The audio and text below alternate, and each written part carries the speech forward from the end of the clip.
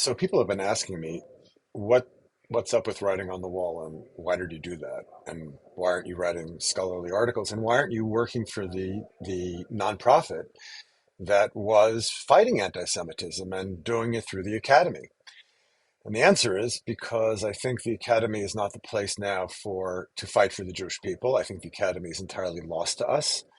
I think we need an alternative space, a space where we can speak freely. This does not mean that writing on the wall is some kind of Hasbara or right wing space. We're not waving flags. What we're doing is, in the face of this catastrophe, we're taking the opportunity of the moment.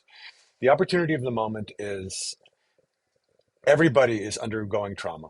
We have undergone a catastrophe that is not calculable. And even as it's 4 or 5 months away from the event, we don't feel that urgency that we felt. And part of writing on the wall is not giving into the allure of silence.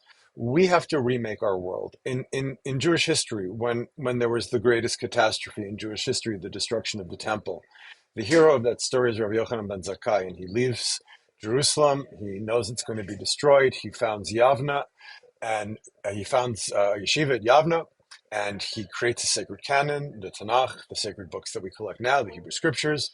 And he says, well, we had one way of looking at the world, which was temple-based, and now we're going to create new languages. Greatest moment in Jewish history, other than Mount Sinai. We are going to give the people of Israel a means to continue after tragedy, after catastrophe. And that has served us for thousands of years, 2000 at least.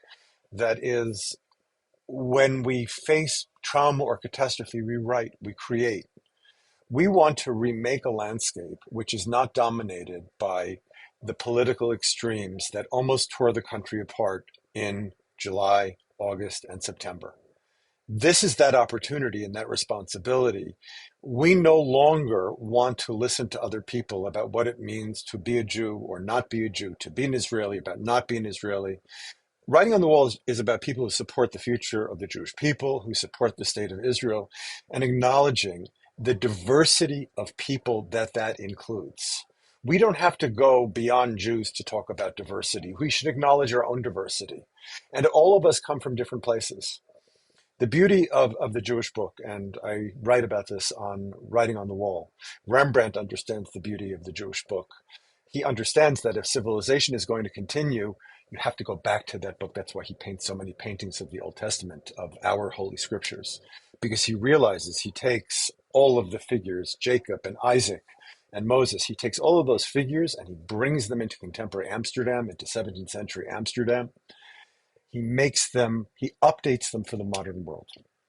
Rembrandt understood the infinite nature of our book, that it is the beginning of every story. For centuries, people have weaponized our story, made our story dangerous. We are giving our attention now back to the infinite book. The infinite book can never be used for politics because it defies politics. It goes beyond politics. We want to go back to those traditions, and I mean traditions in the broadest possible sense. Torah Shebaal Peh, the Beit Midrash, the oral law, the yeshiva, but also everything that's connected to Jewish life and living, novels and dance and music and art, all of those things. All of those things are the way we connect. We're not connecting with, again, Israeli flags. We understood, and for me, this was a turning point in this whole thing. When I went to the funeral of Hershkovitz, the principal of the school in the south of Jerusalem, in Pelech, and the funeral was scheduled to begin at 6, and it didn't until 6:45. And for 45 minutes, there was absolute silence, total silence. And I thought, oh, this is what Jewish unity is. And it's a determination in mourning. The determination is not to forget the past, but to go forward. So that was a moment of silence.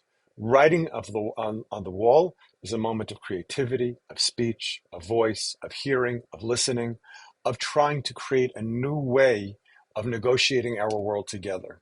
We go workshop by workshop, but we want to build a community. And that community is we are stakeholders in the future of Israel. I don't carry a gun. I'm not in the army. This is what I can do. And we're doing everything we can to make people in America and Israel feel like one people, like Klal Yisrael. This is what it means. We feel like Klal Yisrael. We feel like the people of Israel when we're under attack. So here we are, writing the wall. I hope you'll see the very, very cool things that we're publishing. Um, as I say on the site, I ran an impromptu workshop right after, and we got some of the essays, a couple of them that are on the site, and I thought, wow, we really have to, people in America have to really hear your stories. When I was in America, I thought, well, people in Israel really have to hear your stories. So we want to share and tell our stories and listen, as one of my students once said, to listen with kindness, to hear other people with kindness, to join together, to create a community, not where difference is erased, but where difference is celebrated.